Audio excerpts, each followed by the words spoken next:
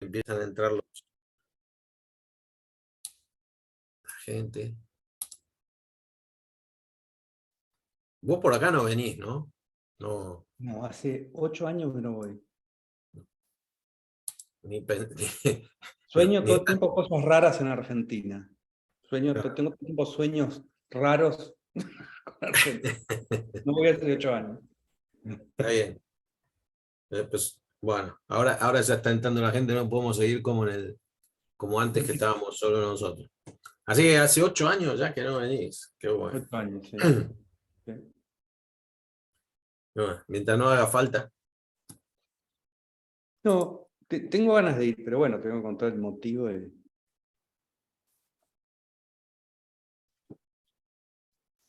muchos que vienen cuando se les está venciendo el pasaporte y esas cosas, ¿no? No, porque yo lo renuevo acá. Lo podés renovar ahí Claro. normalmente, en Sí, común. Mirá sí. vos. Sí, porque Eso tengo antes no domicilio. existía. Y no lo puedo renovar allá, es más. Ah, pero eso Este, antes no existía. Yo conocía a la gente que venía porque se le vencía el pasaporte y tenían le que vencía volver. la visa por ahí, pero yo no, yo tengo residencia. Claro. Por ahí les vence la visa, entonces vuelven, hacen la visa de nuevo y vuelven. Sí, sí, sí, sí. Pero no, bueno, los que yo conocía era el tema del pasaporte, pero se ve que eso habrá cambiado también. Mm. Bueno. eh,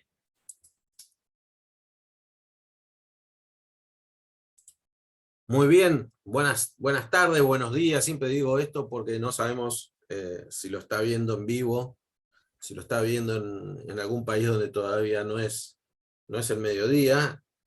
Soy Alejandro Gómez, director del programa del seminario Historia y Libertad, y hoy tengo el gusto de invitar, o de haber invitado y que haya aceptado, porque es el tema, a José Venegas, un viejo amigo ya hace varios años, que nos va a hablar de su último libro. José es abogado, es argentino, que vive en Estados Unidos ya hace muchos años. Es abogado por la Universidad de Buenos Aires, tiene una maestría en Economía y Ciencias Políticas del ESEADE, ¿no? Ahí nos conocimos porque yo fui profesor de una de las materias del curso. José siempre también me motivaba y me choceaba con preguntas, ¿no? Y a veces teníamos debates interesantes en la clase, ¿no? Recién, antes de iniciar la charla de hoy, estábamos hablando de que la gente ya no quiere debatir,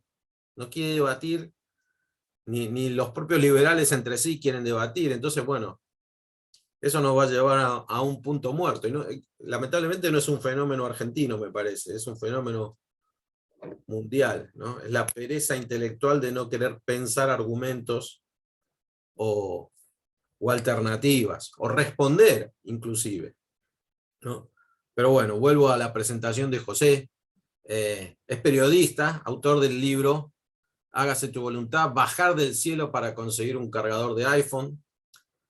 Otro texto de José es 10 ideas falsas que favorecen el despotismo, la dictadura del siglo XXI en las mentes de sus víctimas, que es, creo, totalmente acorde a los momentos que estamos viviendo, sobre todo en la Argentina. Y el último libro, del cual nos va a hablar hoy, es el que se llama YPF, el default emocional argentino. ¿Sí?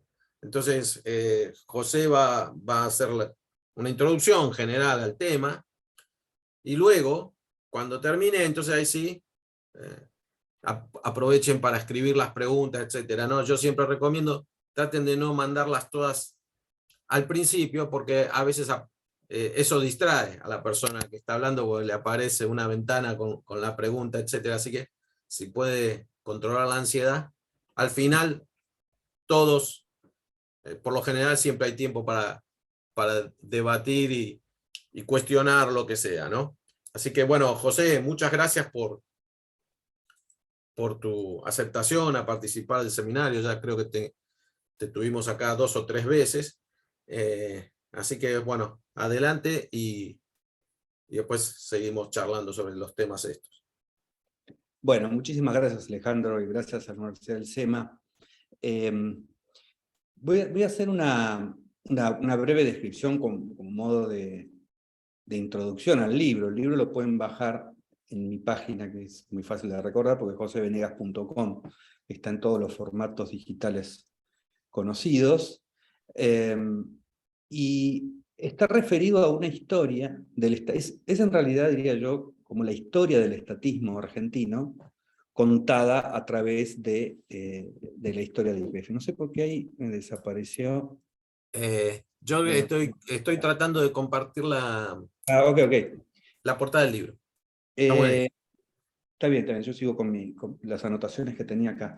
Es como digo, YPF es la historia del estatismo argentino y lo explica bastante bien. Me voy a ir un poco por las ramas y a lo mejor sorprende a alguno con la referencia que voy a hacer, ¿no? Pero hay una serie que me tiene muy cautivado últimamente, no es una serie de ficción, sino que es una especie de reality de la televisión americana que tiene sus años, sobre la gente que tiene obesidad mórbida, ¿no? Gente de 400, 500 kilos, y cómo logra bajar de peso, ¿no?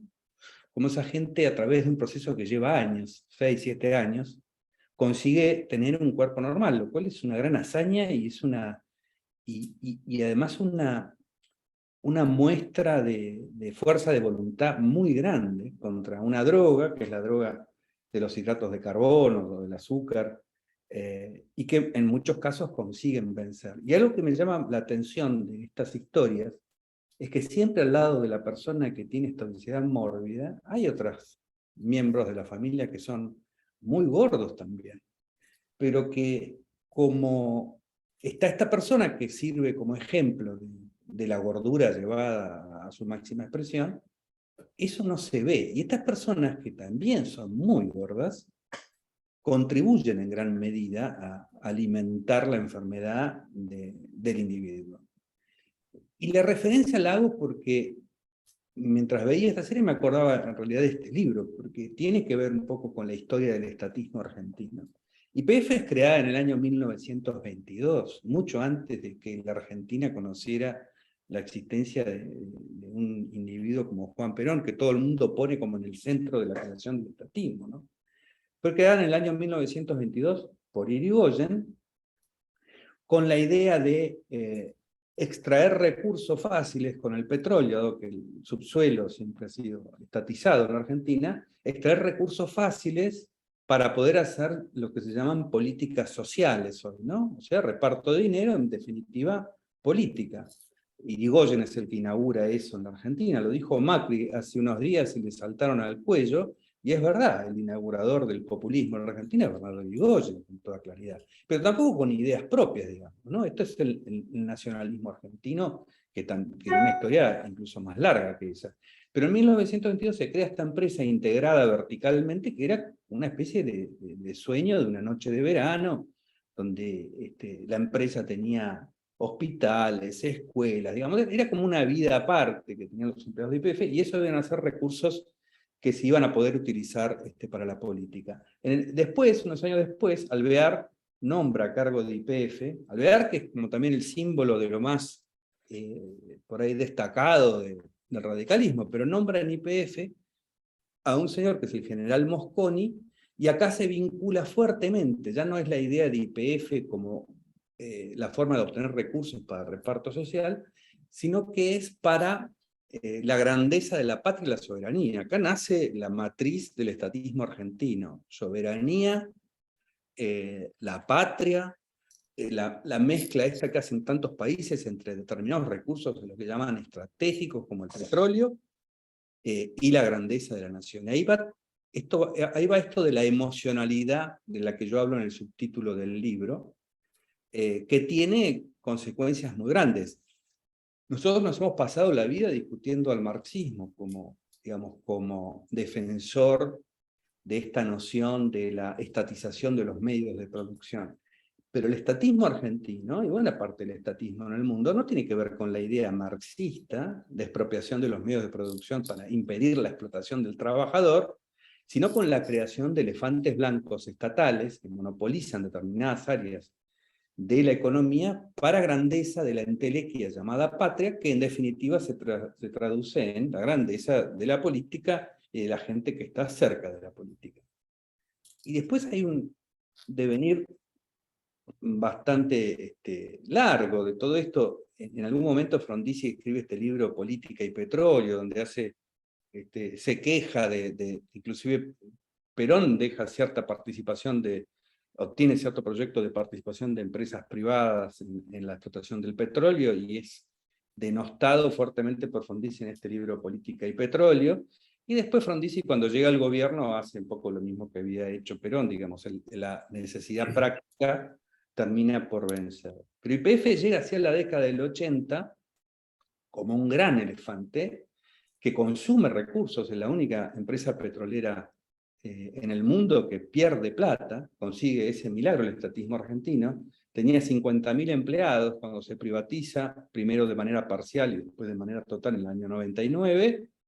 Con 5.000 empleados, YPF pasó de ser un agujero negro para las finanzas públicas a ser el principal contribuyente del país. Y esto no es una gran cosa que sea un gran contribuyente, pero digo para ver la diferencia entre el sueño de la patria grande y lo que significa para la patria en concreto el hecho de que existan estos proyectos, ¿no? Cuando saqué este libro, una de las cosas que más me llamó la atención de las reacciones fue por parte de un empleado que me decía, vos no te das cuenta de lo que estás haciendo, porque mi familia hace 70 años que está relacionada con mi PF, mi abuelo, mi padre, yo mismo hemos trabajado toda la vida, nos hemos educado ahí. Y fue muy curioso ver ese argumento, porque estos empleados entendían de alguna manera que todo ese beneficio que habían recibido de la creación de esto que le había costado tanto al país, todo ese beneficio en realidad era algo que nosotros teníamos que agradecerle a estas familias beneficiadas, y no que estas familias beneficiadas tenían que agradecernos a nosotros. Bueno, ese sueño terminó, como digo, y en un proceso que empezó con una estatización parcial, con una privatización parcial, con la creación de una empresa mixta, termina en el año 99 con la venta a Repsol de la mayoría accionaria por 15.000 millones de dólares. No se regaló la patria, ¿no? Se la cambió por 15.000 millones de dólares en todo caso, por la venta de este 51%.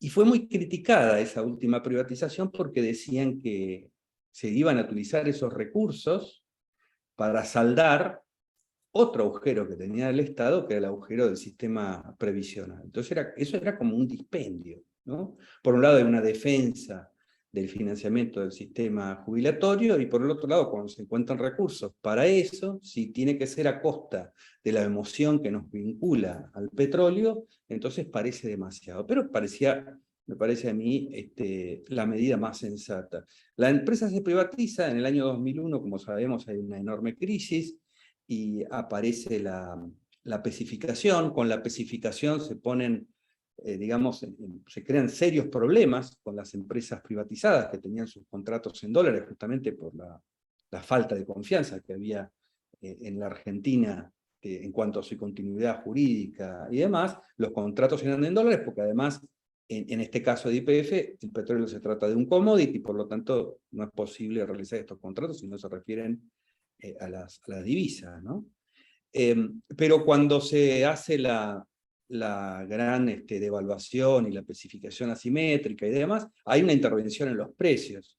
Y con la intervención en los precios, la intervención política en los precios, lo que hace es que se terminen los incentivos también para la inversión. Lo que pasa en YPF, lo que pasa en el resto de las empresas privatizadas. Se empiezan a descapitalizar, empiezan a funcionar mal, empiezan a desinvertir, llevar dinero, digamos, que estaba invertido, que podía haber sido invertido en la empresa estatal, hacia otros negocios fuera del país, es decir, preservar el capital. ¿Y qué es lo que se empezó a decir a partir de ese momento? Y no es que lo empezó a decir el kirchnerismo, estos eran argumentos que utilizaba fundamentalmente Elisa Carrió, este señor Callejas, que fue secretario de Energía de Alfonsín, venía de la oposición, María Eugenia Stensoro, que actuaba, tenía yo digo en el libro, esta postura como, al ser hija de Pepe Stensoro, que fue el primer administrador de YPF en su etapa mixta, tenía esta posición como de hija, ¿no? Como de esta familia que yo contaba, que me reprochaba que yo le había arruinado su patrimonio familiar. Tiene esta posición como de hija, de criticar lo que se ha perdido, que había construido su padre. Por supuesto no había construido su padre, sino que lo había construido con el esfuerzo impositivo y de inflación de los argentinos, ¿no?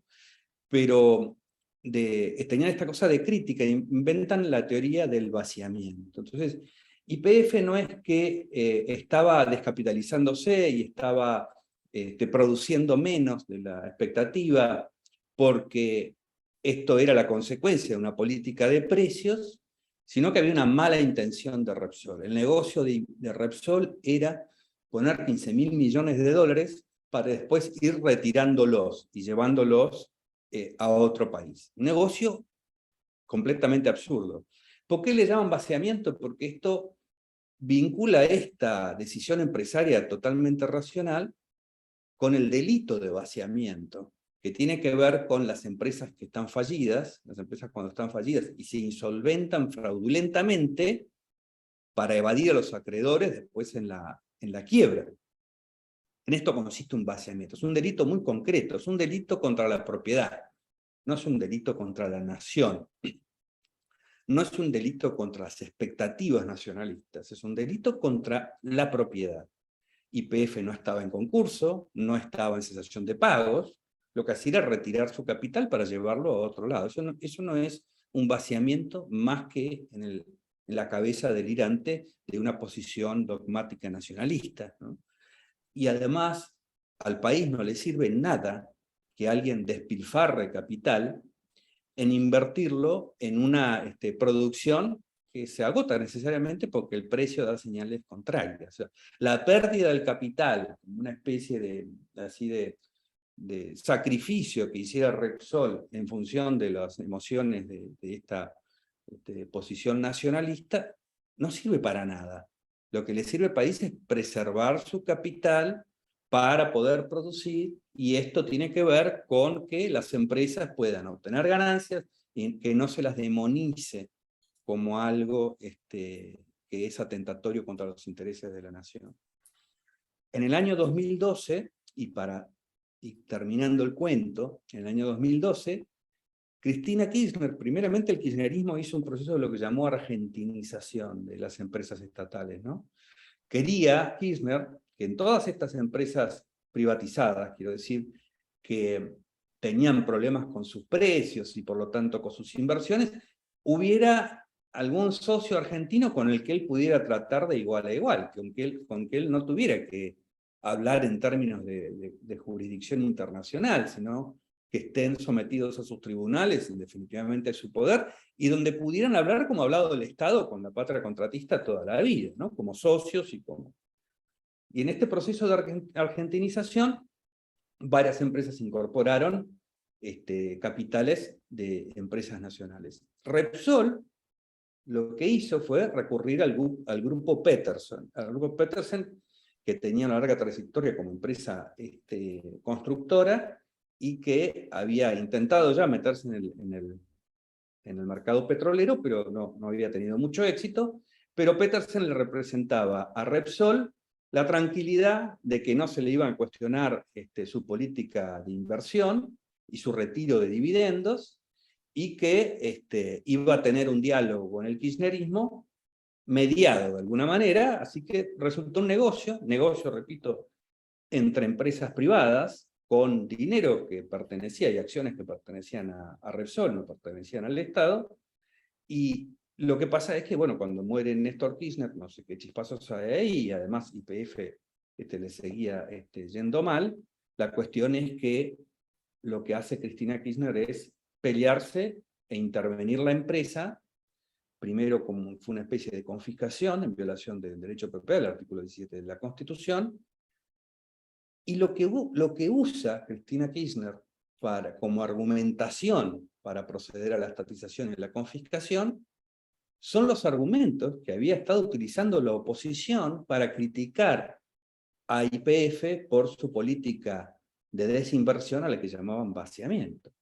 Es decir, de nuevo volvemos al año 22 el radicalismo, que crea YPF, después viene el peronismo, después vienen los militares, todos abonaron a la teoría de la patria unida al petróleo, y después al final, cuando YPF es reestatizada y se estatiza el 51% de las acciones y no se le paga a los accionistas minoritarios, se utiliza la misma, digamos, el mismo marco conceptual, equivocadísimo, desde el punto de vista, y lo explico en el libro, jurídico, económico, ético, no hay forma de defender esa postura, y queda tan descolocada la oposición que Elisa Carrió, que es presidente de la Comisión de Asuntos Constitucionales, toda la investigación que hace acerca de si es correcta la estatización, no es contra el Estado argentino, no es para ver si la expropiación había sido hecha en función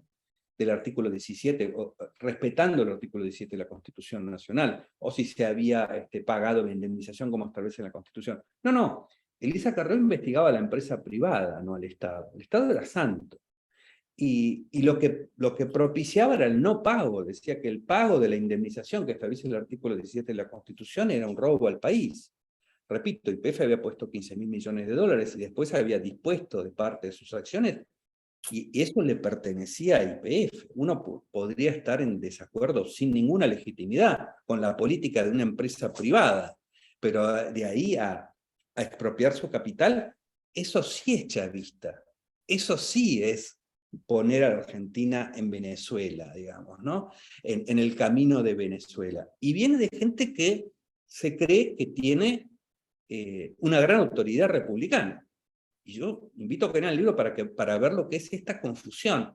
No es maldad, yo no lo explico esto como maldad, ¿no? Acá hay una confusión muy grande acerca de lo que son los principios republicanos y cómo no se hace la hilación entre la república, el derecho de propiedad, el mercado, la empresa privada, ¿no? Y que los negocios no son el lugar donde se juega la patria, ¿no? Sino que son negocios. Y que tienen que hacerse en ese ámbito. Otra cosa que sucede, y lo último que voy a comentar, es un juicio que hay en New York de los accionistas, distintos accionistas minoritarios, para cobrar su parte, para que YPF, que ahora en vez de guiarse por los intereses de los accionistas, se guían por objetivos políticos, en realidad está traicionando a los accionistas, digamos. Lo más cercano a la figura de vaciamiento, que es una defraudación a los acreedores, en este caso es una defraudación a los accionistas. Sus representantes, en este caso el Estado, que se hace de la empresa Manu Militari, en vez de trabajar por los intereses de los accionistas, trabaja por intereses políticos, pero tiene a estos accionistas adentro. Y ahí hay en juego, en ese juicio en New York, eran en su momento 3.000 millones de dólares, ¿no? Y el gobierno de Mauricio Macri comete el error de repetir la argumentación y la línea de defensa del kirchnerismo, como si el problema de Argentina fuera ahorrarse los 3.000 millones de dólares y no restablecer los principios del derecho de propiedad. Porque los principios del derecho de propiedad son los que hacen posible inclusive al Estado tener financiamiento y que exista la esperanza en el futuro de que vuelva a haber inversión, ¿no? ¿Por qué digo que el Estado debería perder ese juicio por el bien de la Argentina? Porque es la única manera en que futuras aventuras de este tipo encuentran un horizonte, o sea, que un inversor en el futuro sepa que es posible poner a la Argentina en otra jurisdicción para que se hagan efectivos los derechos de propiedad de una manera regular, estando fuera de un sistema jurídico controlado, como es el sistema jurídico argentino, lo que sería garantía para que alguien pueda volver a invertir. O sea, el cumplimiento de los contratos, el cumplimiento de los derechos de propiedad, el pago de la Argentina de lo que debe, se hace no en función de ahorrarse dinero, como si yo dejara de pagar las cuentas de la luz o de lo que fuera, como una forma de ahorrar, y eso no me perjudicara directamente. Acá en Estados Unidos existe esto que es la noción del crédito, ¿no? Cuando uno no tiene crédito porque paga sus cuentas, no tiene acceso a nuevo financiamiento. ¿Qué necesita el mercado petrolero? Y sobre todo el mercado petrolero en las nuevas condiciones, en las nuevas formas de explotación petrolera. Bueno, capital intensivo. Si un país necesita capital intensivo, necesita derecho de propiedad intensivo, necesita instituciones jurídicas intensivas, necesita nacionalismo cero, necesita constitución nacional, libertad de comercio, libertad de disponer de lo propio, necesita sacar la mitología del nacionalismo de esos negocios. Y acá cierro y si quieren pasamos a comentar. Gracias, José. Bien interesante la cuestión. Yo he anotado varias cosas. Como siempre digo, como soy el que organiza, tiene el privilegio de preguntar primero, pero después sí vayan ahí anotando que la vamos viendo. Pero en estos minutos próximos tengo varias cosas, así que vos me vas contestando o aclarando, lo vamos charlando, etcétera. Pero digamos, dos o tres cuestiones puntuales históricas, ¿no? Porque vos decís en un momento, bueno, volvemos a 1922, ¿no? Pero digo, cuando vos decís eso, y entiendo el sentido en el que lo decís, yo se me ocurre pensar, bueno, pero en 1922, si se quiere, tenía un sentido, ¿no? Si se quiere, tenía un sentido. Lo que propone Irigoyen, seguramente vos en el libro tocás esta parte de decir, bueno, cuando se descubre petróleo en Comodoro Rivadavia en 1907, es precisamente el gobierno conservador, o que llaman liberales, o que otros llaman la oligarquía, son los que toman la decisión de estatizar el subsuelo del país, ¿no? Es decir, no fue Irigoyen, no fue Perón, no fue Hugo Chávez, por poner un anacronismo, ¿no? Es decir, o sea, esta gente está pensando en esos términos, ¿no? Es decir, que el subsuelo, la riqueza del subsuelo es del país y tal, ¿sí? Luego, en 1922, el mundo acababa de salir de una guerra, ¿no? En un mundo industrializado. Entonces, que parecía que todo eso era, bueno, el petróleo, el combustible, que va a mover al mundo, y entonces Irigoyen, entre otras propuestas que hizo y no pasaron por el Congreso, creo que la única que funcionó fue esta de YPF, pero la de crear una marina mercante, que se hace en 1940, la de crear un banco central, que se hace en el año 35, la de expropiar tierras de la provincia de Buenos Aires para hacer colonias agrícolas. Bueno, todas estas ideas intervencionistas, nacionalistas, ya Irigoyen las propone, como no tiene mayoría en el Congreso y eran muy avanzadas, entre comillas, para la época, no suceden, hay que esperar hasta los años 40 para que todo esto funcione, ¿no? Y si se quiere, luego con Perón y compañía, también se salía de una segunda guerra y se esperaba casi inminentemente una tercera guerra, ¿no?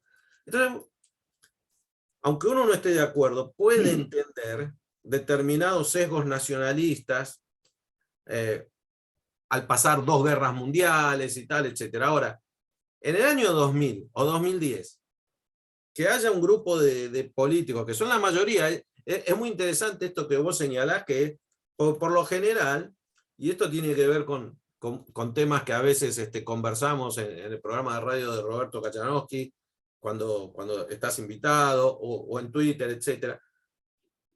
Hay un mundo de gente que se autopercibe liberal, que no tiene la menor idea de lo que es el liberalismo, ¿no? Pero además también tiene ignorancia. O sea, creen que Cambiemos es liberal, o que Cambiemos propone privatizar todo, a veces, viste, se confunden. O sea, que el antikirchnerismo te haga apoyar a unos, no quiere decir que esos unos que apoyás, que te parecen muchísimo menos malos que los kirchneristas, sean el ideal liberal, ¿no? Y ahí estamos entrampados en esta cuestión emocional que vos señalás y que siempre nosotros volvemos, que es esto de la mentalidad nacionalista. Ahí coincidimos con José, en otras muchas cosas no, pero en esto, es decir, que uno de los grandes males de la humanidad es el nacionalismo, que es solamente funcional al poder político, ¿no? Porque es la bandera, ¿no? Y yo siempre pongo el ejemplo de decir, Galtieri se le ocurre tomar las Islas Malvinas, ahí estaban cientos de miles de personas, casi digo energúmenos, pero cientos de miles de personas victoriando a un mamarracho como Galtieri en la playa. Ahora, viste, te la cambian y te dicen, no, era por las Malvinas. Bueno, pero tenés que pensar, viste. Sos grande, tenés que pensar, viste. ¿No? Te tenés que dar cuenta que te están usando. Bueno, en la Argentina parece que eso es medio difícil, ¿no? Y termino con esto con dos cuestiones más que me llevaron. Bueno, una referencia ineludible siempre es Aerolíneas, es el mismo verso de YPF. Es decir, y esto me lleva a la última cuestión, ¿no? Que es los ejemplos estos que vos ponías, bueno, de Stensoro y de este otro que toda la familia vivió en YPF, o trabajaron, o crecieron. Se produce la paradoja de que esto se ve clarísimo. Bueno, vos sabés que no sé ahora cómo sería, pero hasta hace no mucho los trabajadores de subterráneos, que tienen unos regímenes especiales de trabajo, los puestos los heredan los familiares, los hijos, y luego ya si no hay alguien que quiera heredar, se abre el concurso, pero hay como, es la privatización del empleo en las empresas públicas. Es decir, los tipos quieren que las empresas sean públicas, pero los que acceden a los empleos están privatizados, pues son generaciones de padres a hijos, ¿no? Y con todos los privilegios que ellos tienen, ¿no? Disfrazado de yo estoy acá sacrificándome para defender los intereses tuyos, etcétera, ¿no?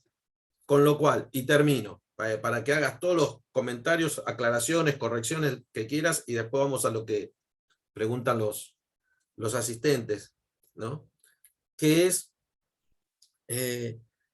con lo cual, dadas todas estas condiciones, como muy bien vos decís, no existe ninguna posibilidad de cálculo económico, ¿no? Es decir, está todo distorsionado, porque lo que le da sentido a la empresa no es la rentabilidad, no es la innovación, no es brindar un servicio, sino la bandera, ¿no? La nación, la nacionalidad.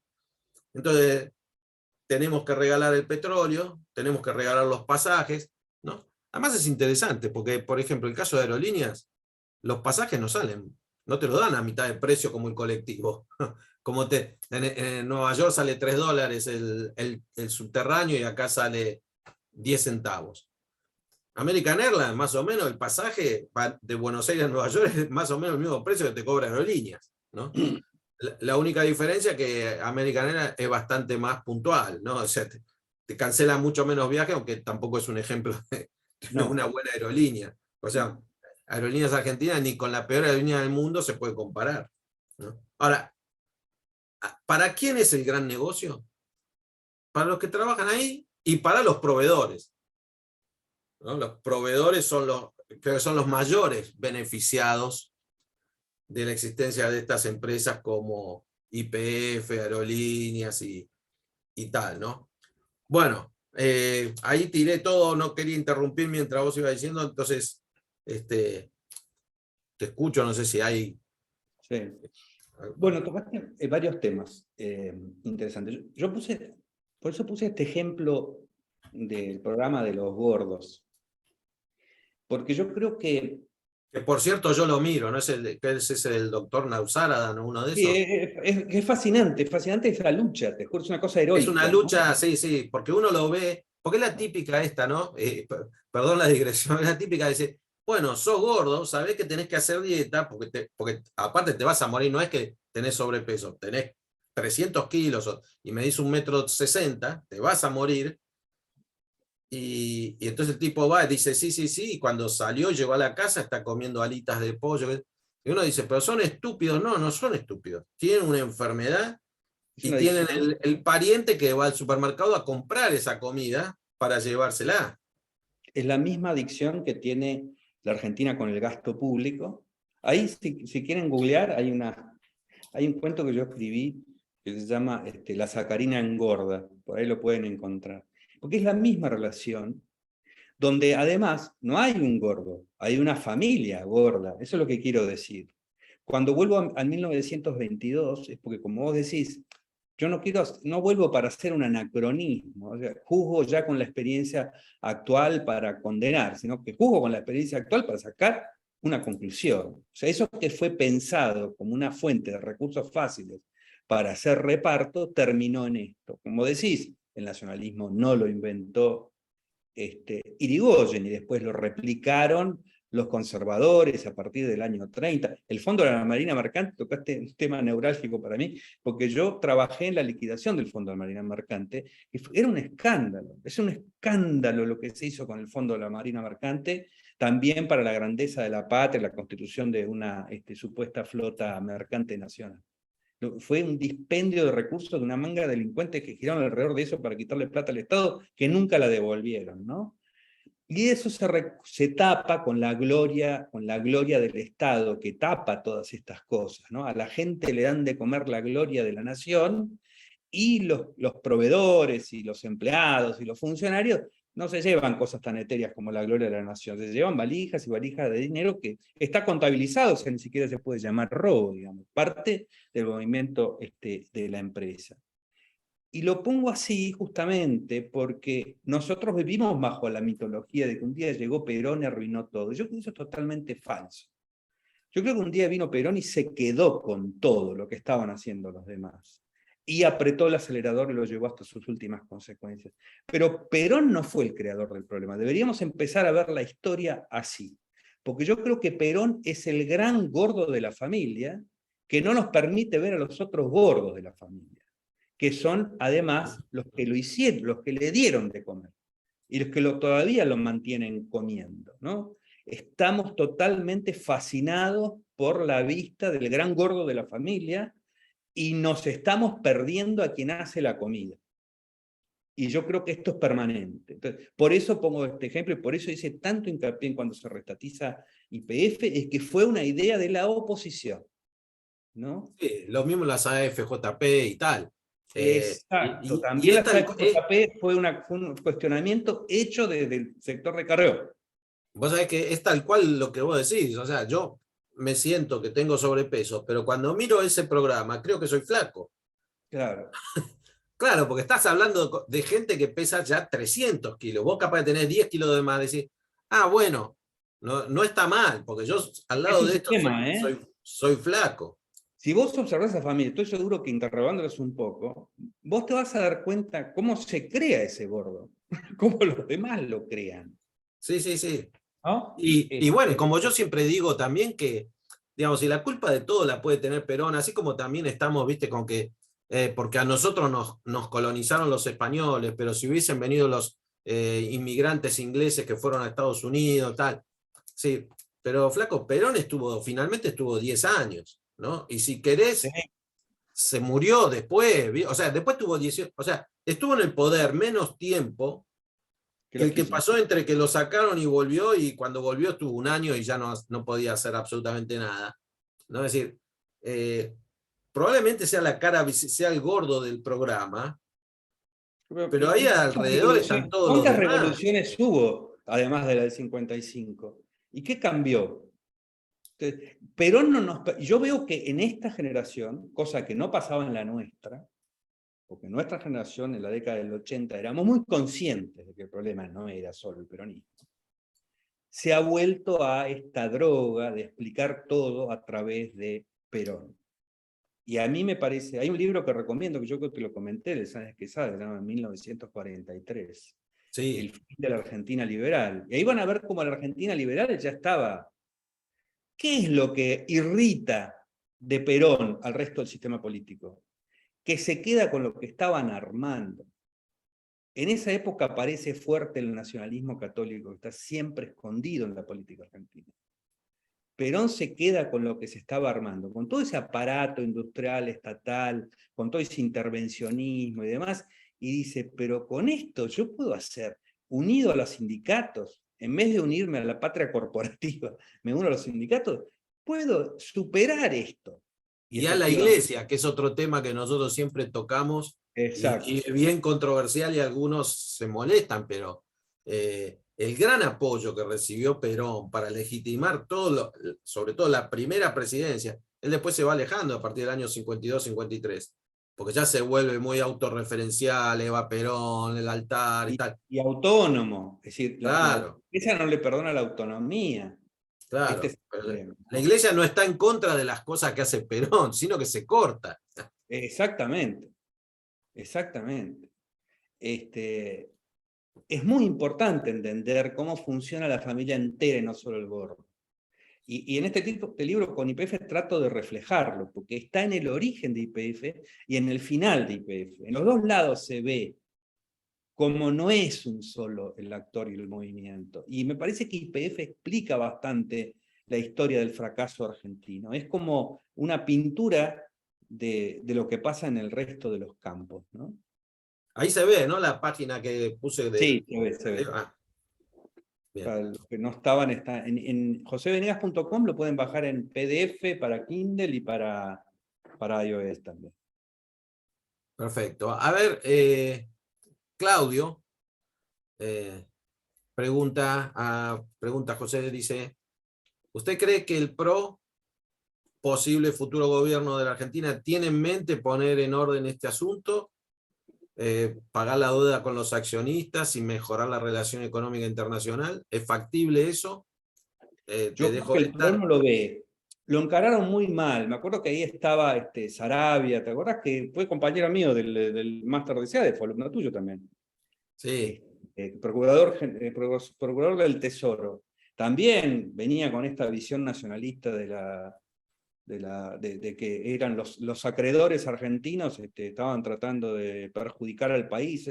Una visión completamente equivocada. De nuevo, el foco en cómo nos ahorramos los 3.000 millones de dólares. No, el problema para Argentina no es ahorrarse los 3.000 millones de dólares. El problema para Argentina necesita perder ese juicio. Necesita perderlo para que haya un orden jurídico por encima de su arbitrariedad. Es mucho más caro no tener ese sistema jurídico. Es mucho más caro que Argentina se salga con la suya a que pierda los 3.000 millones de dólares que tiene solución, porque en definitiva se podrían hasta financiar. Es decir, yo no veo que el macrismo lo vea porque se subieron en la misma retórica, los mismos argumentos de Kicillof. Cuando iban los abogados argentinos ante el gobierno de Macri a discutir, eran los mismos argumentos falaces de Kicillof, de cómo las empresas habían vaciado a la compañía y habían hecho una maniobra. A ver, algunos accionistas minoritarios, en este caso Petersen, transfirió sus derechos, los cedió a un tercero, y ese tercero es el que estaba haciendo el reclamo. No, que decían que esa operación era simulada. Es que no importa si es simulada, porque la plata no es del gobierno, no importa si simularon o no la transferencia, porque eso no perjudica ni en nada hasta al gobierno deudor. ¿No? De quién es la creencia, no importa. Si vos no podés discutir la creencia, no importa de quién es. La simulación es un absurdo, porque tiene consecuencias jurídicas. Y esto fue lo que sostuvo la posición jurídica argentina. ¿Por qué? Porque todo está en... Creen que la defensa del estatismo es la defensa del país.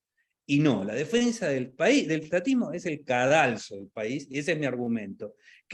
¿Cuál es el interés argentino en ese juicio? Preservar el sistema jurídico. Es decir, señores, se ha cometido esto, hasta yo creo que sería un gran gesto de un gobierno futuro, si es que aprende la lección, señores de Repsol, estamos en condiciones de devolverle la compañía. Devuélvanos el dinero que pagamos y devolvemos la compañía. Aunque no lo hagan, pero ese es un gesto para ver que la Argentina aprendió la lección. Es la única forma de que YPF tenga un futuro, que no sea su mero cierre. Para que YPF tenga un futuro, Argentina tiene que reparar lo que hizo. Y yo la única forma que lo veo. Ahora, el problema es que hay un miedo. Imagínate lo que diría Carrió dentro de los Juntos por el Cambio si alguien dice esto que yo estoy diciendo. Pero es lo que hay que enfrentar. Hay que enfrentar al patrioterismo y a la visión totalmente sesgada de la grandeza de la nación que no le sirve a nadie. claro, pero digamos, ahí voy a ir a las otras preguntas que están, hay gente medio ansiosa, pero esperen que tenemos tiempo.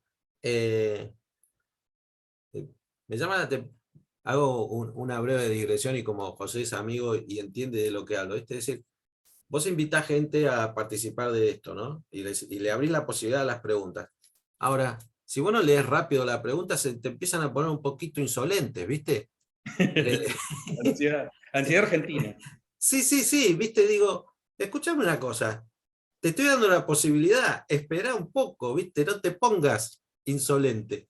Bueno, pero me pasa dos por tres, decir, bueno, quiero preguntar, ¿por qué no lee mi pregunta? Ubíquese, ya le voy a leer, y la voy a leer igual. O sea, no como harían otros, decir, por insolente no te leo la pregunta.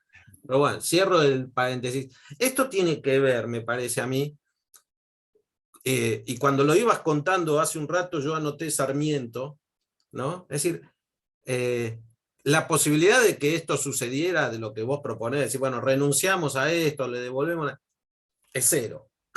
¿Pero por qué? No, cero, claro. Porque estos políticos no tienen visión de largo plazo. Están pensando en las próximas elecciones de medio tiempo.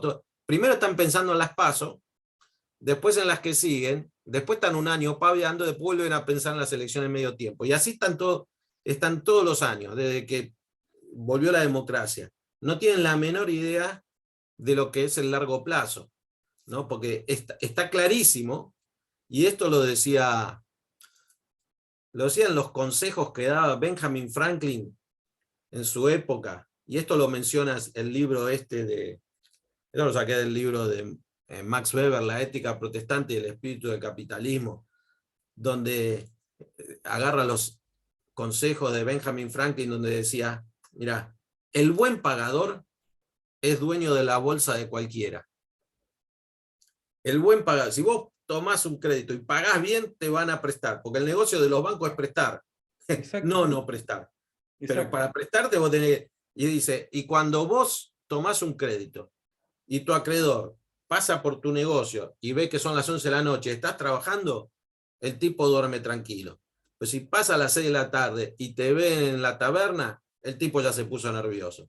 Es decir, es que justamente el no pago de esta plata te va a hacer más caro los intereses a futuro de cualquier cosa que pidas. O sea, lo vas a pagar, pero sin beneficio. Vas a pagar eso sin cancelar la deuda. claro, pero estos tipos que estúpido. miran a corto plazo dicen, me ahorro 3.000 millones de dólares y saco planes, regalo heladeras, regalo computadoras, compro votos para la próxima elección dentro de 3 semanas, el plan Y no platita. enfrento esta emocionalidad. Esta es una Claro, verdad. bueno, y la emocionalidad, vos ahí nombraste un par de veces a Lilita Carrió, que para mucha gente, no sé, primero le tienen pánico, ¿no?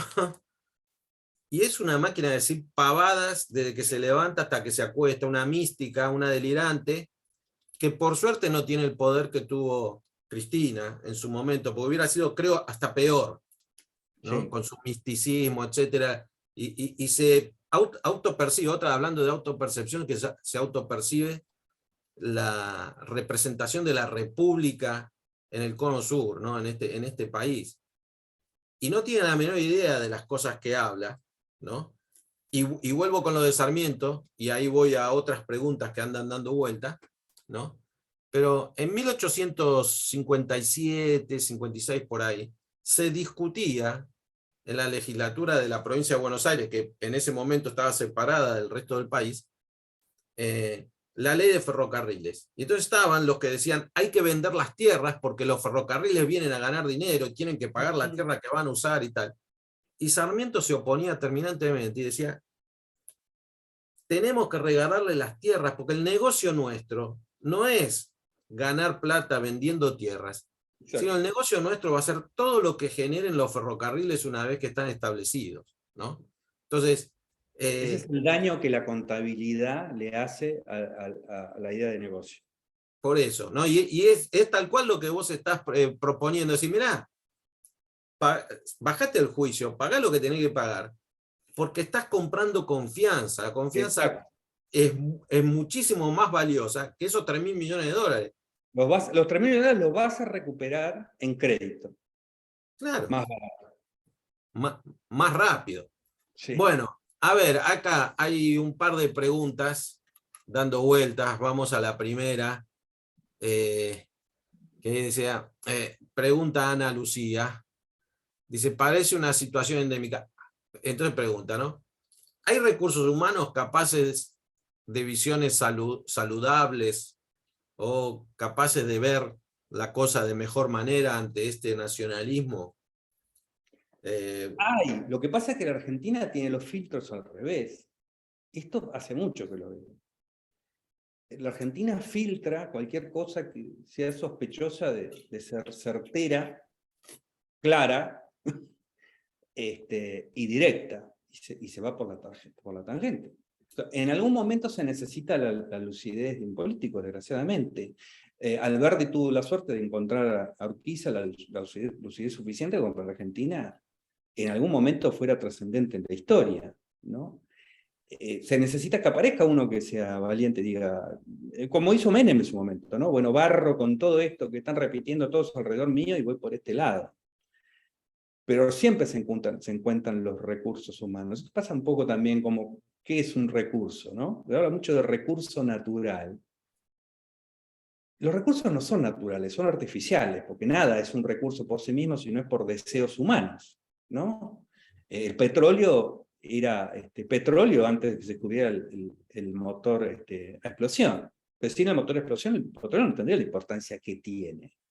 Entonces, los recursos están ahí, pero no sirven para nada. Los recursos por sí mismos no hacen nada, incluso los recursos humanos. Tiene que haber un deseo, tiene que haber una demanda de esos recursos, tiene que haber gente que quiere cambiar, pero cambiar de raíz, cambiar esta mentalidad. No un poquito privatizado, un poquito tercerizado, entender de raíz en qué consiste el estatismo argentino. Así que yo creo que eso siempre va a haber. Y otra cosa que creo, no hay ningún país condenado. No hay ninguno. Nada. El peor país del mundo que se puede ocurrir, mañana puede ser una estrella internacional, simplemente con cambiar de rumbo. Y eso está probado que es así. No es esta cosa que dicen algunos, no, va a llevar 20 años. Eso, lo que dicen va a llevar 20 años es que no, que no piensa hacer nada. Voy a hacer régimen no el lunes que viene. Voy a hacer régimen en la próxima, después de Navidad. Eso va a llevar 20 años. No va a llevar 20 años nada. La expectativa del país se cambia de un día para el otro, cuando el país se empieza a mostrar serio, empieza a generar confianza. Y siempre en un estado del mundo donde hay mucha arbitrariedad, un país que capta la atención del mundo por sus cambios, es un país estrella, así que es fácil de lograr. Pero hay que decidirlo, ¿no? Bueno, ahí yo voy a disentir, porque yo soy de los que dicen que, yo soy de los que dicen que tardamos, porque vamos a tardar 30 años, 50 años y tal. No, pero bueno, digamos, de eso se trata, tener visiones diferentes y yo, digamos, yo a lo que estoy de acuerdo con lo que vos decís de que no hay nada determinado, ¿no? Exacto.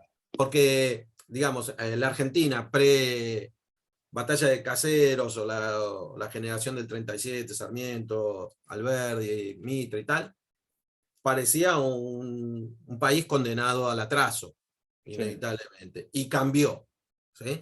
Y se produjo ese cambio extraordinario. Y ahí parecía condenado al éxito, como dijo un político hace algunos 20 años, ¿no?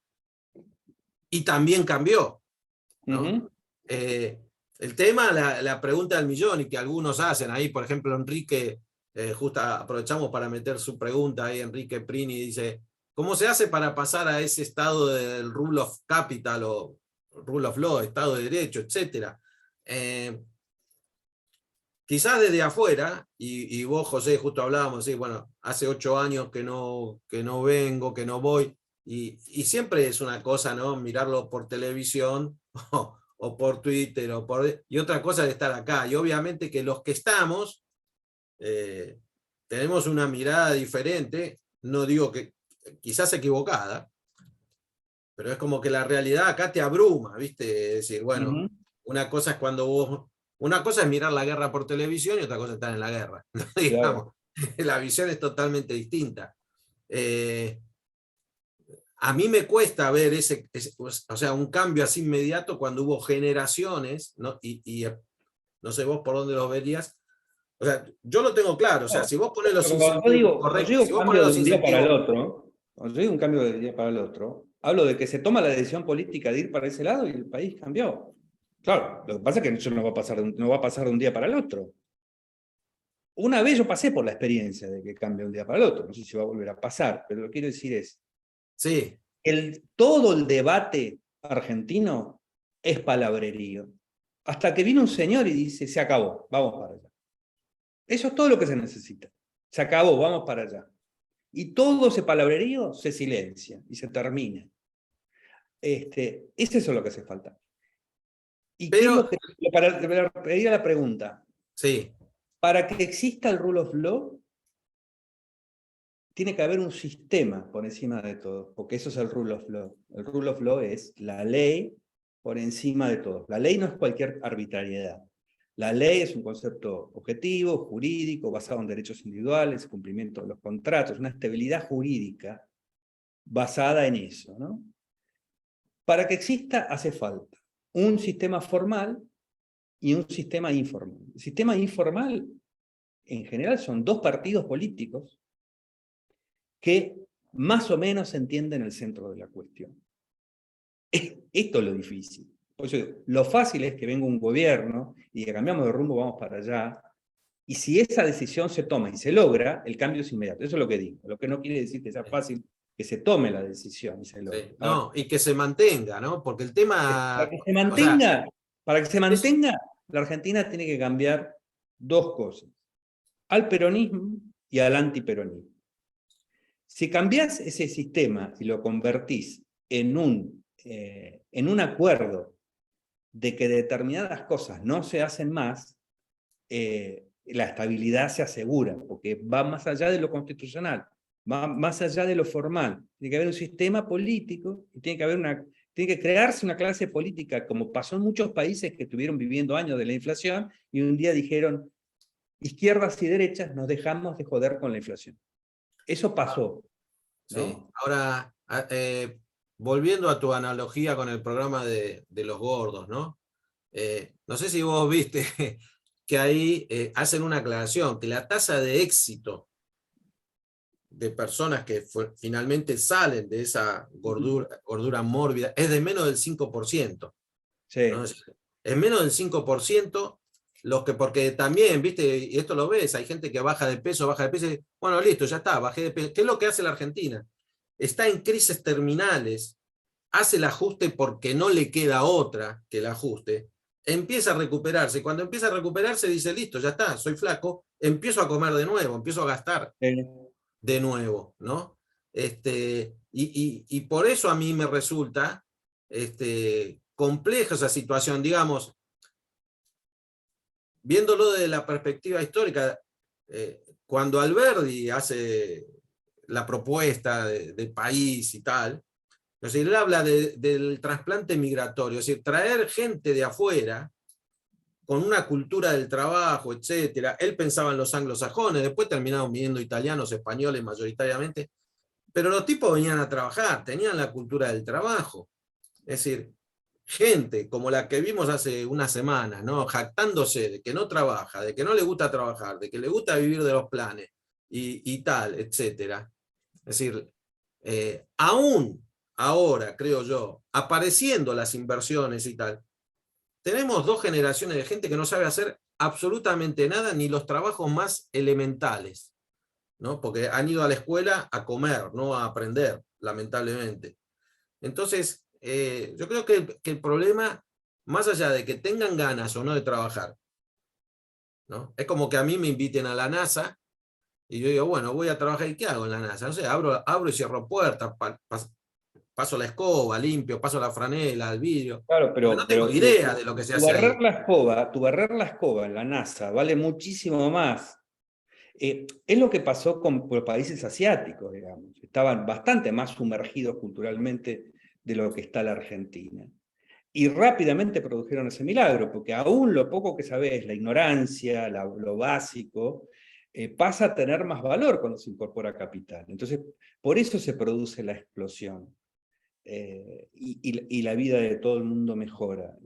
Esas experiencias de los países asiáticos en las que yo creo que hay que ver para demostrar que el cambio es inmediato. Bueno, no te vas a convertir en ingeniero de la NASA, pero vas a estar barriendo los pasillos de los ingenieros de la NASA y te vas a poder comprar tu auto, etcétera, ¿no? O sea que la vida va a mejorar. Lo importante para mí es ver que el capitalismo beneficia a los que no tienen capital.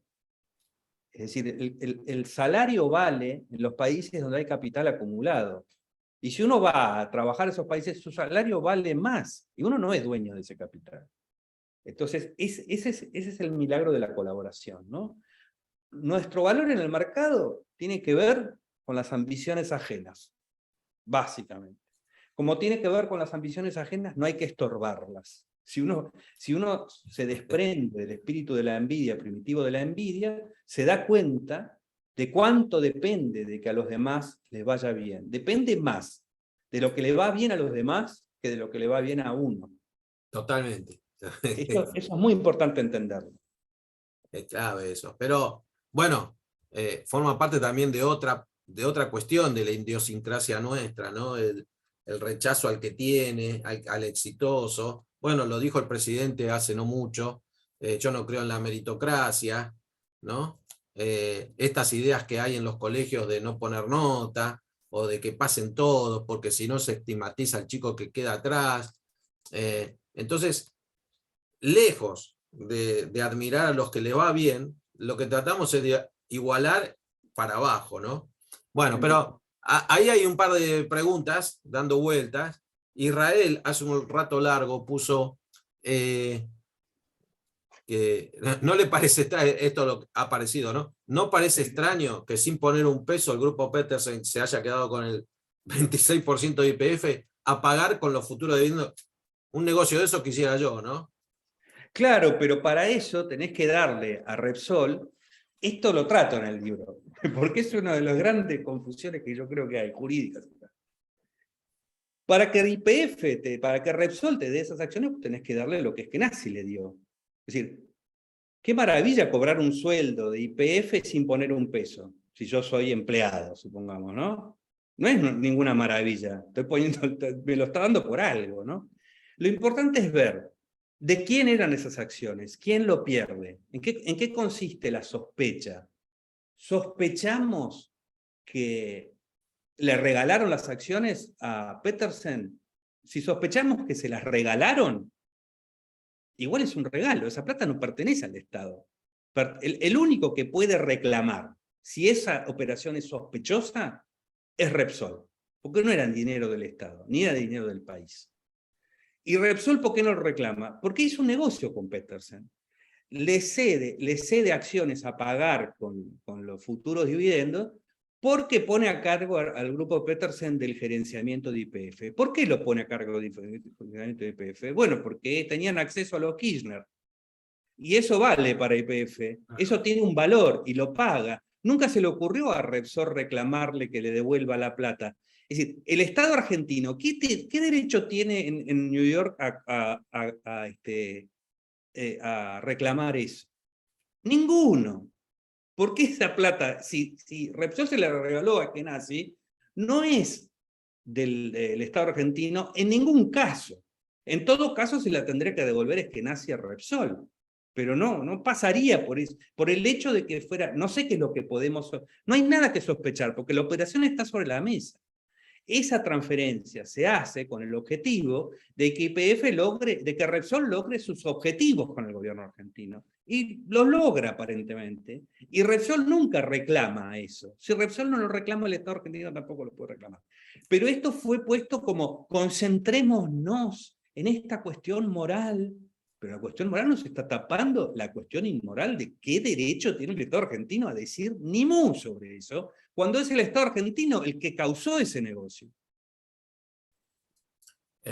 Gracias. Bien, claro, se aclara, porque esto es lo que hasta yo entendía esta cuestión, ¿no? Decir, bueno, este tipo, ¿por qué de la nada se la da? No, te está dando un puente hacia unos dictadores y finalmente los que hacen negocio tienen que lidiar con los dictadores o con los demócratas según el país donde estén.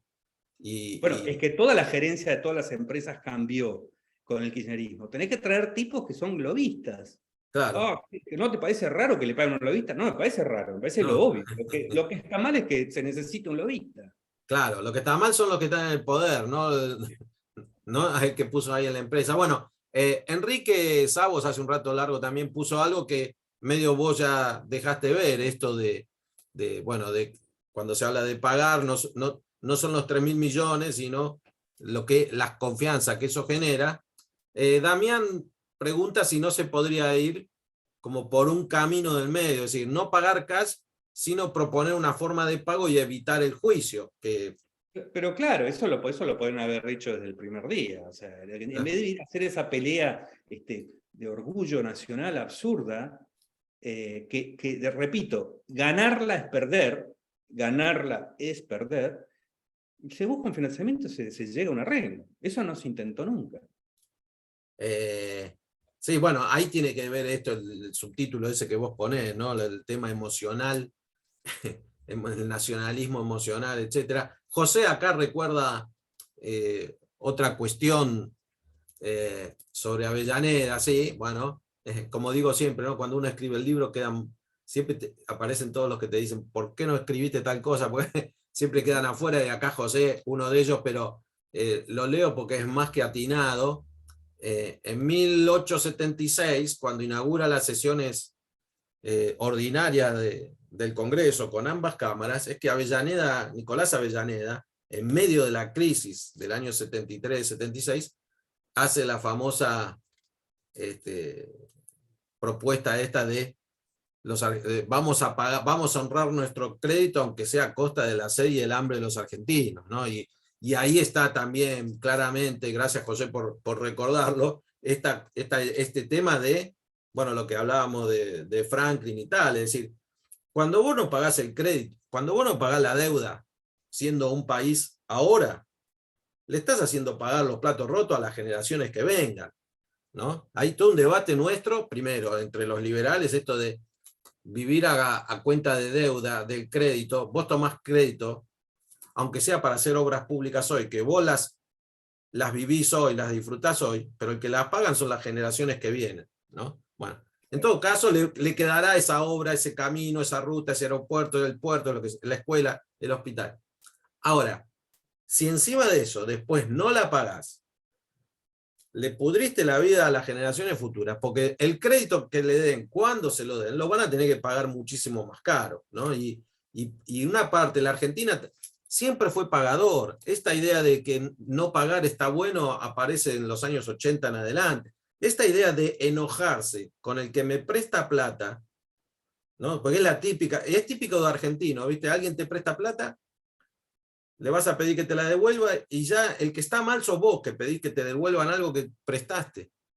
¿No? Es decir, en lugar de estar agradecido con el tipo que te prestó, que te dio el crédito, claro, acá viene todo un tema, que es que en la Argentina, al haber arruinado la moneda, desapareció el crédito, y entonces el crédito es carísimo. Entonces parece un crédito de usurero, ¿no? ¿Pero por qué es un crédito de usurero? Porque es un país de estafadores, de falsificadores de moneda.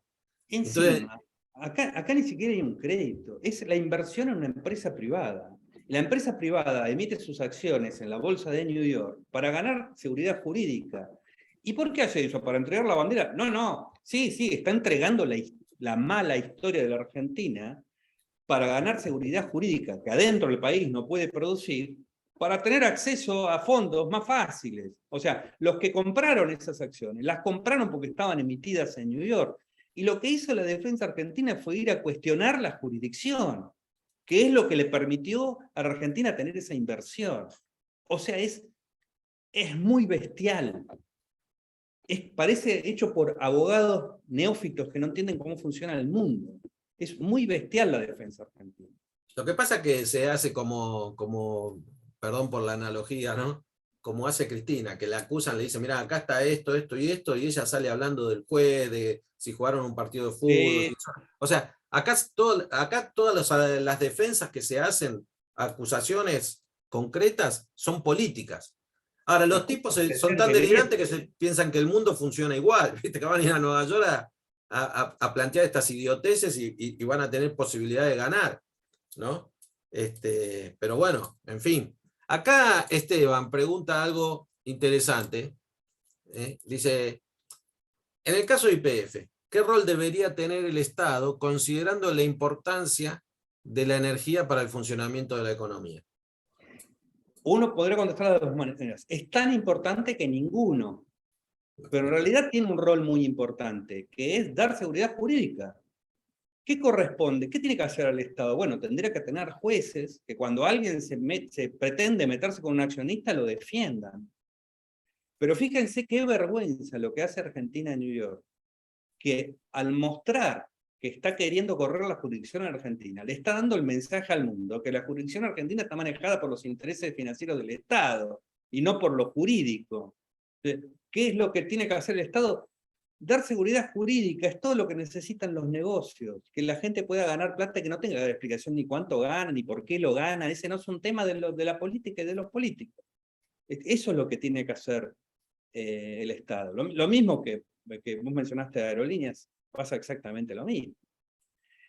Tiene en este momento lo único bueno que podría hacer el Estado es deshacer esta historia. ¿Y cómo es deshacer esta historia? Bueno, voy a New York, además de ofrecer un plan de pago, también puedo ofrecer una devolución de acciones y ver cómo arreglo todo en conjunto. Es decir, arreglo el problema de la deuda que tengo y arreglo el problema del desastre que hice como Estado.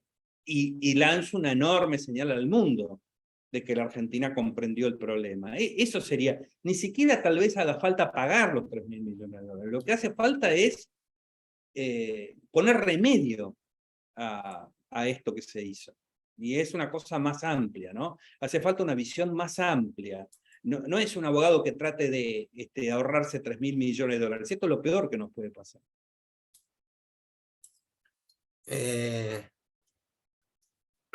Acá José dice, otra vez pregunta, y ahí nos quedan 10 minutos para alguna pregunta más. ¿Puede ser que los argentinos ignoremos los problemas que se pueden presentar en el futuro cercano en el mercado de las energías? Y yo sí, creo que ¿no? puede ser eso, puede ser que se pierda un tren. Hoy es un recurso importante, la Argentina está sentada sobre recursos importantes, que necesita capital. A la Argentina le sobra petróleo y gas, y le falta capital. Entonces lo que tiene que hacer no es apoderarse de petróleo y gas, tiene que conseguir capital. ¿Y el capital a dónde va? A donde puede ganar plata. ¿A donde puede beneficiar a las banderas? No, al capital no sabe nada de banderas. No tiene ni idea de banderas. Hace las cuentas y acá gano plata. Y si gana plata va a venir.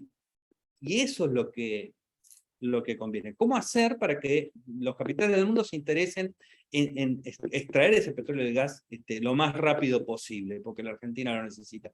Bueno, eso es restablecer la seguridad jurídica. Así que hay que dar pasos políticos y hay creo que deshacer lo hecho. Me parece que ese es el camino, ¿no? Ahí es interesante, vos lo señalaste antes, ¿no? Esta cuestión de, porque también existe esta idea de, la Argentina es rica, lo que pasa es que los políticos son ladrones, la gente es vaga, etc., ¿no? Es decir, los recursos naturales, y vos dijiste algo que lo voy a tomar para próximas charlas o clases que es interesante, es decir, el petróleo existe desde hace millones de años, nada más que nadie se dio cuenta qué utilidad podría tener, ¿no? Estamos en la segunda revolución industrial, todavía hasta 1880, cuando está recién el motor de combustión interna empezando a desarrollarse, ahí va a tomar una gran importancia, ¿no? Hasta ese momento el petróleo era aceite para la iluminación, ¿no? Hay un artículo siempre que yo recomiendo de cómo Rockefeller con sus inventos salvó la extinción de las ballenas, porque el aceite era provisto por las ballenas para la iluminación, etc., ¿no? Pero al punto que iba son dos cuestiones, ¿no? Una, la riqueza está siempre en potencial, después el hombre es el que la tiene que explotar, ya sea podés tener oro, petróleo, minería, agricultura, lo mismo que la agricultura. Claro, salió una mujer que ahora está enjuiciada en varios juicios, que es vicepresidenta, y dijo, es un yuyo que crece solo, ¿no? Hablando de la soja, ¿no? No, sin tener la menor idea de cómo fue la reconversión agropecuaria argentina desde 1850 en adelante. Entonces, implica que no hay trabajo, es el campo, la gente se pone a tomar mate y crecen los animales, crecen, ¿no? Y dada esta situación de que se necesitan recursos, capitales, etc., esta era una de las grandes preocupaciones de los que crearon la Constitución Nacional. Y por eso la Constitución de 1853 es tan sabia Y una forma, también, ya que pedimos cosas que al menos no te involucro a vos, José, para mí me parecen como imposibles, decir, volvamos a la Constitución de 1853 tal cual estaba, ¿no? Con alguna pequeña reforma, si se quiere, pero que el objetivo de Alberdi era volver a hacer que, o lograr, no volver, porque no había sido nunca, lograr que el país atraiga inversiones. Porque los tipos eran muy conscientes de que no iba a haber ningún tipo de progreso si no había inversiones. ¿Y cómo asegurarle? ¿No? Vos decís ahí una cosa, y ahí te dejo.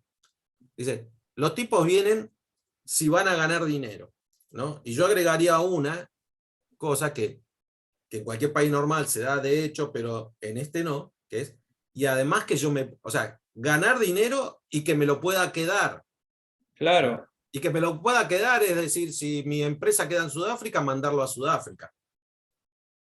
Al tipo de, viste, vos cuando hablás ahí en Estados Unidos, supongo que te debe pasar, los tipos no entienden cuando vos hablas de un dólar, no saben si es, viste, primero si le decís físico o no, ya te miran raro. Después, el dólar esto, el dólar, hay 10 dólares distintos, los tipos no te deben decir, este está loco, está fumando sustancias, no entienden, es decir, vengo, hago el negocio, si tengo la suerte de que me vaya bien porque se dieron muchas circunstancias, gané 100 pesos, hago lo que quiero con esos 100 pesos. Esa es la seguridad jurídica. No solamente ganar los 100 pesos, sino, como dicen, ¿no? ¿Cómo es que se dice? Propiedad y disposición o disponibilidad, ¿no? Disposición. Sí, título y disposición. El asunto es justamente que en este caso, imagínate que se le llame a llevarte el dinero vaciamiento. O sea, le pusiste una etiqueta, pero se lo comieron todos. Hay que ver lo que era La Nación y Clarín. Claro. La Nación y Clarín encima tuvieron una disputa especial, porque la YPF argentinizada no pautaba. Entonces, como no pautaba, viene la venganza. Entonces, todo fue la interpretación de los medios a través de esa venganza. Y el mejor lenguaje de la venganza lo encontró en el nacionalismo en Carrió, en la teoría del vaciamiento, ¿no? Una aberración. ¿Qué hace un país racional? Dice, vos ves la Argentina, un país que estaba cayendo la producción de petróleo. El petróleo es un gran negocio en el mundo, y la empresa privada más importante del sector, que esa es la única que cuestionan, ¿no? Solamente YPF, es cuestionada porque se está llevando el dinero y hay que hacer que los empresarios inviertan. ¿Ustedes se dan cuenta la mentalidad de un país que cree que los empresarios invierten como un sacrificio al país y que los políticos son los que tienen que hacer que la gente invierta? Políticos que además se declaran, en algunos casos, amigos del marxismo. Y amigos del marxismo están buscando inversiones de capital. Y cuando no se invierte en capital, o sea, la explotación, se quejan. Esto es un delirio. Lo único que tendrá que ver es ¿por qué se va ¿por qué en vez de invertir acá se van? ¿Qué estamos haciendo mal? Y lo que estaba haciendo mal es la política de precios. Vos fíjate lo que hace el bandidaje político argentino, porque meses antes de la estatización, la empezaron a boicotear a YPF. Las provincias kirchneristas empezaron a quitarle a YPF los contratos que tenían de explotación, ¿no? Para hacerla quebrar y quedársela. Entonces, este es el asunto, ¿no? Si vos ves que no se está invirtiendo, no hay maldad empresaria, hay algo que se está haciendo mal. Es como decir, ¿por qué no me llama? ¿Por qué no consigo que alguien me dé pelota para salir? Algo debo estar haciendo mal. Y acá es eso. ¿Qué es lo que hace naturalmente una empresa? Invierte. ¿Por qué se ve ir Repsol, iba a llevarse la inversión Repsol de la Argentina si la Argentina seguía haciendo negocios? Le habían puesto 15.000 millones de dólares. ¿Para qué se estaban llevando la inversión? Solamente se la estaban llevando porque la Argentina había creado unas condiciones donde invertir no servía. Punto. Y no servía siempre en comparación, porque uno cree que es el capital también está esperando con ansias que la Argentina lo beneficie. No, hay otras alternativas. Repsol se llevaba las inversiones que tendría que poner en la Argentina a Libia. Libia era la más confiable. Y bueno, digamos, ¿qué le pasó a la Argentina para que sea menos confiable que Libia? ¿No? Este es el problema. Y ahora, y con esta cierro, y te dejo la última, pero mientras vos decías, también muchos de esos políticos, primero la gran mayoría, obviamente, porque no son tontos, tendrán malas ideas, pero ahorran en dólares, ¿no? No ahorran en pesos, ¿no? Y muchos de ellos tienen después sus ahorros fuera del país, ¿viste? ¿Sí? Cuando después empezás a ver cuentas, lo cual no tiene absolutamente nada de malo, si no fuera que los tipos, cada vez que enganchan a un X con una cuenta afuera, lo crucifican, ¿no? Claro. O sea, Cristina Kirchner pidiéndole a la gente, pero no es la única, digamos, es emblemática, pero no es la única, pidiendo, bueno, ahorran en pesos y tal, qué sé yo, y tenés, viste, millones de dólares en otros países o acá. Es que como toda moralina, el nacionalismo produce un doble estándar. Y esto se da indefectiblemente. Yo me acuerdo del Ministerio de Trabajo, un Ministerio de Trabajo de Kirchner, no me acuerdo el nombre, que se enojó mucho cuando yo le pregunté por qué el Ministerio de Trabajo, inclusive, tiene contrata personal en negro, Yo creo que ¿no? era Carlos Tomada. Monotributistas, ¿no? Monotributistas. Y se enojó mucho porque eso era un gran cuestionamiento. No, señor, dése cuenta que si un ministerio necesita hacer esto, imagínese una empresa privada, ¿no? Esto es algo que se da de manera permanente. Por supuesto que están en dólares. Yo una vez le pregunté, me acuerdo, al sindicalista de los pilotos, Rodríguez Tamayo, que era piloto presidencial, ¿no? En la época que se estaba pensando en estatizar aerolíneas. Digo, si yo le diera aerolíneas a usted, se la regalo. Entonces, se la doy a usted. ¿Usted la acepta? No. Ni loco. ¿Cómo hace que la aceptemos nosotros? Y saca la banderita. Y nos Claro. dice, ¿cuál es el premio? ¿Cómo convences a alguien que invierta en aerolíneas? Y bueno, vas a poner tanta guita y vas a recibir tanta guita, muy concreto. Esto es lo que yo espero que vos ganes. Se va a valorizar así. ¿Y cómo convences a un pobre, tonto ciudadano argentino votante? Le sacás la banderita, como los espejitos de colores que sacaban los españoles a los indios, ¿no? Es eso la banderita, son espejitos de colores, para que colaboremos gratis con el negocio de otro. En el año mundialista va a estar difícil sacarle la banderita a nadie, ¿no? Porque ahora viene el fanatismo, es menos dañino, ¿no? El fanatismo futbolero. Claro, eso es como una sublimación de un problema. Bueno, José, ya llegamos al tiempo, hemos abusado de tu presencia. Gracias por compartir con nosotros esta charla. Ahí entonces en josevenegas.com se puede bajar el libro, el PDF del libro. Y aprovecho solo antes de cerrar y agradecer nuevamente a José por haber asistido.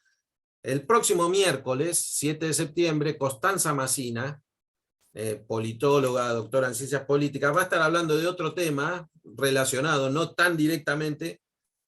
El título de la charla es Democracia y Liberalismo. A ver dónde se dan la mano y dónde se separan. Así que están todos invitados. José, nuevamente, muchas gracias por venir y ahí nos vemos. Gracias, Alejandro, como siempre, un placer y un saludo para todos los que estuvieron ahí presentes y por las preguntas. Gracias. Gracias. Buenas tardes a todos. Chao.